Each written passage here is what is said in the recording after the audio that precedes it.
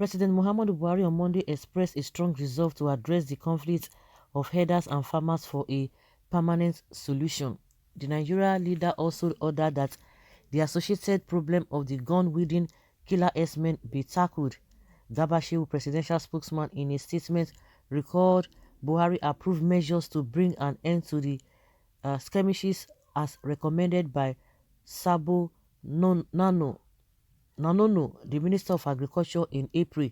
The presidency insisted that Buhari's action was before the ban on open grazing by the Southern Governors Forum.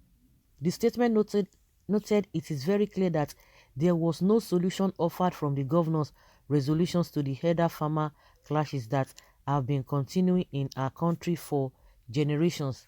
Garba said the citizens of the southern states and others have a right to expect their elected leaders and representatives to find answers to challenges of governance and rights. It is equally true that their announcement is of questionable legality, given the constitutional right of all Nigerians to enjoy the same rights and freedoms within every one of our 36 states FCT, regardless of the state of their birth or residence. Shehu said the governor's declaration has been preempted for whatever it is intended to achieve. He noted that the president has rightly been worried about these problems more than any other citizens, in consultation with farmers and herders alike. Shehu said Buhari commissioned and approved an actionable plan of rehabilitating grazing reserves in the state, starting with those that are truly committed to the solution and compliant with state requirements. The aide added that the government is making far-reaching and practical changes, allowing for different communities to coexist side by side, supporting farmers to till their fields, herders to rear their livestock, and Nigerians everywhere to be safe. So, in a nutshell, what are you guys telling us? That the resolutions by the governors are preempted and based on legality or no legality. What is this people? What are these people really up to? Like what is said here. Let me say exactly what Garba Shehu. It's Garba Shehu that is speaking, not even Buhari. Buhari cannot put 2 or 3 words together, honestly. And if you guys you have watched this video, because I watched it during the campaign, 2019 campaign, when Buhari was interviewed with alongside with Oshibaju. Kadaria was the one that was interviewing them. Buhari was not, it's so shameful, and that's why they are hiding him. So we know that this statement is coming from what is this man's name? Garba Shehu. You know that this man has already spoken their mind, the attorney general. So they are the ones speaking all of these things. So he has been able to relate. If that man at that high level could say what he said, so what are you going to be expecting from Garba Shehu or even Buhari himself? He has spoken the mind of Buhari, and we all know that, telling us that yes, it's saying that it is based on legality or what. He said it is equally true that the announcement is of questionable legality, given the constitutional right of all Nigerians to enjoy the same rights and freedoms within every one of our 36 states.